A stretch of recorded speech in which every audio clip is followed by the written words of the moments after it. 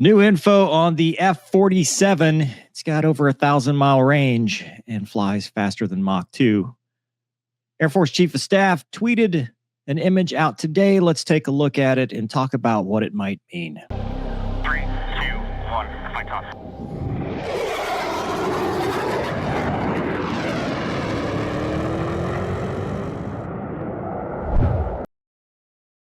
So Air Force Chief of Staff General David Alvin said, our Air Force will continue to be the world's best example of speed, agility, and lethality. Modernization means fielding a collection of assets that provide unique dilemmas for adversaries, matching capabilities to threats while keeping us on the right side of the cost curve. That was May 13th. And this image has 4th, 5th, and next-gen air dominance. We're not even calling it 6th gen. We're just calling it NGAD.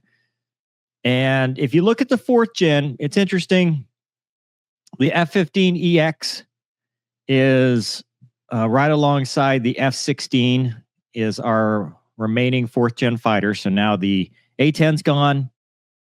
I guess the E, because the E parentheses X, so the E is going to stick around. But the A-10's gone and the Viper will remain.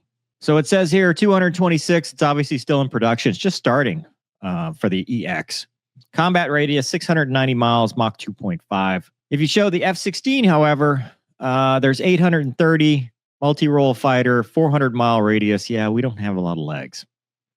Mach 2, and I wonder what the assumptions are. I guess that's 2-bag.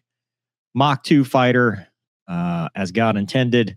It's still in production, though. So, I mean, we could theoretically buy more if we needed to. Moving over to 5th gen, the Raptor, 185. And I guess after we lost a couple, that was like 187 or something. Air superiority fighter, 590 miles. So 100 miles less than the EX, a little bit more than the Viper. Mach 2 plus, stealth plus. Something to pay attention to. I wonder what the definition of stealth plus is. F-35 is our newest fighter currently. 471. Obviously, it's still in production. We're going to get more of them. Multi-role fighter, 670 miles. So EX and the F-35, pretty relevant, pretty similar. Top speed, Mach 1.6. Yeah. But that was what the requirements were written as. You know, it didn't need to be a Mach 2 fighter at the time. And then stealth. So not stealth plus, just stealth. Again, not really sure what that means, but interesting. And then going to the NGAD, the F-47, operational. Here's something that's interesting. Are they thinking it's going to be IOC, initial operational capability this year? That would be the fastest. I mean, they had to have been hiding everything forever, but that would be the fastest production run. It'd be like World War II levels of production, right? They announced it this year. Now all of a sudden, I don't know. We'll see. But that's just the range, 2025 to 2029. So it could be anywhere from this year to 4 years. Boeing's doing it. I'm going to guess it's probably 2030 plus, but I hope I'm wrong. I really do.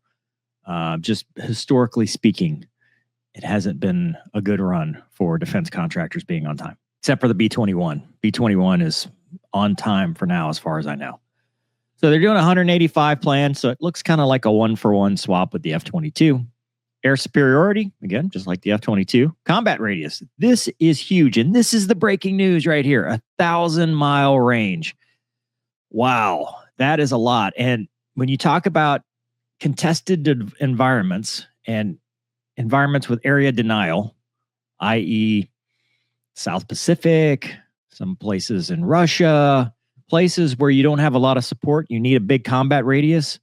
This is for that next threat. So everything is shifting toward that mentality. Like we're going to be far away from our support and may not be able to put tankers there because it may not be safe.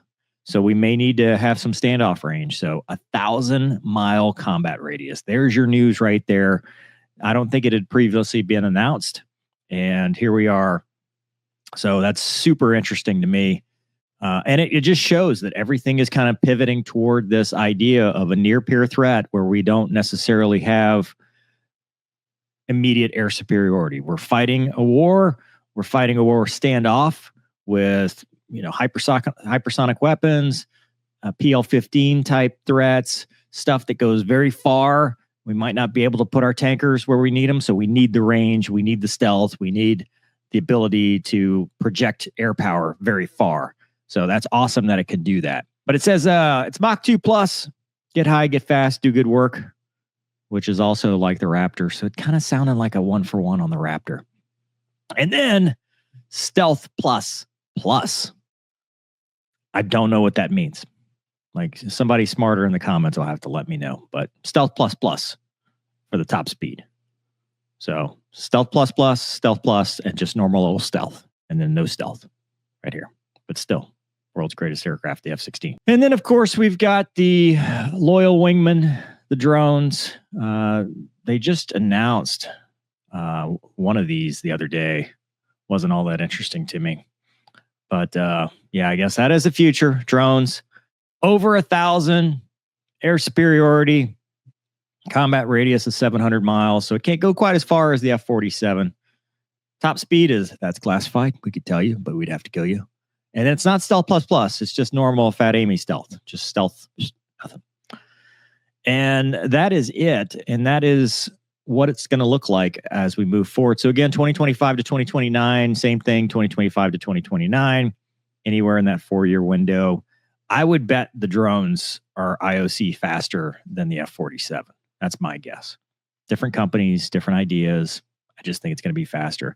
And so you can kind of see what the air picture is going to look like, right? You're going to have day one of the war.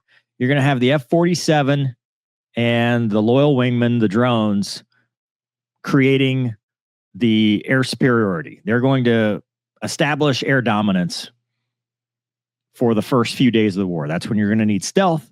That's when you're going to need the numbers of the drones. That's when you're going to need missiles that are long range. That's when you need all that stuff. And then we're going to have the workhorses with the F-35, which is not as stealthy or fast, and the EX.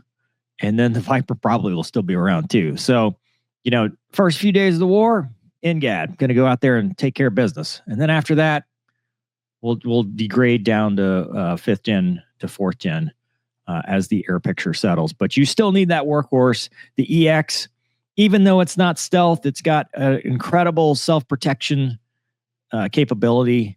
It's got a lot of cool features. We've talked about it before. It can carry a lot of missiles. Could be a missile truck for you. And then obviously the Viper is always going to be my favorite.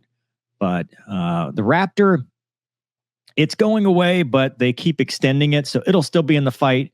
So what you can see here is a pretty formidable force that we're building towards, right? We're going to have our F-47 doing a lot of good work early on, probably augmented with F-22s and the drones, and then the F-35 being the kind of the strike, suppression of enemy air defense, destruction of enemy air defense, etc. And then the EX kind of filling a bunch of different roles, kind of like the Strike Eagle does right now. But a lot of air-to-air with air-to-ground, and then you need that. You need the missile trucks, you need the bomb trucks. So I'm pretty happy seeing this. I think it's pretty good.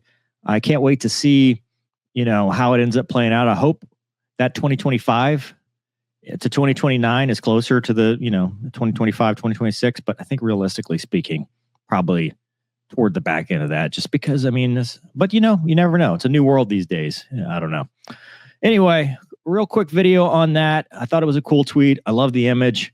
A lot of cool stuff coming out and a lot of stuff we're going to be talking about for the next 5 to 10 years. So let me know in the comments what you think. Hope you guys enjoyed this episode. Thanks for watching. We'll see you next time.